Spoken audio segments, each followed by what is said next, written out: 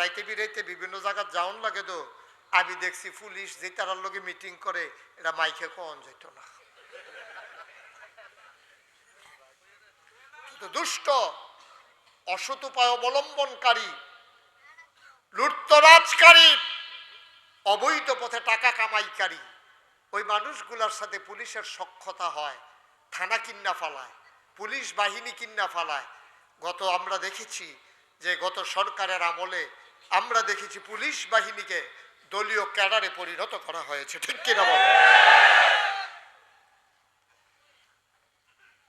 এখন আল্লাহর পুলিশ কি নাম না, মাশাআল্লাহ, সচেতন শ্রোতা, কথা কইয়া মজা আছে, আমিন কর। আমরা দেশের পুলিশের মতো না। আমরা দেশের সব পুলিশ খারাপ তা না, কিন্তু অনেক ভালো পুলিশ আছে।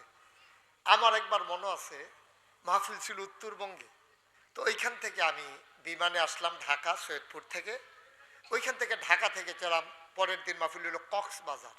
তো পরের দিন সকালবেলা উঠে আসলাম ঢাকা, ঢাকা থেকে কক্সবাজার। তো দিনে দিনে গিয়া পৌঁছে গেছি, তারা গাড়ি নিয়ে আসছে নেওয়ার জন্য।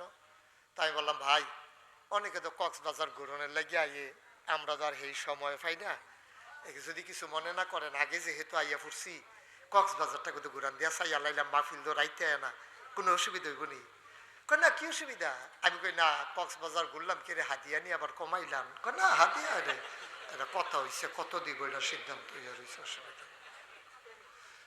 তা আমি পুলিশ এই কক্সবাজারে ঘুরতেছি, সি বিচে, আপনার এই সমুদ্রের কিনার দিয়ে হাঁটতেছি।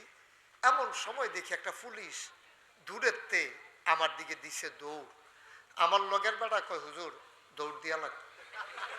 আমি কই ভাইয়ার তোরা পাঞ্জাবি গাও দিয়া দৌড়াইয়া পারতাম না, ফেস খাইয়া ফিরে যে গিয়ে ধরলে দৌড়ালাই আর সকলবেলা চিন্তা করে লাভ নাই, এখনো দৌড়াদৌড়ি করতাম পারতাম না।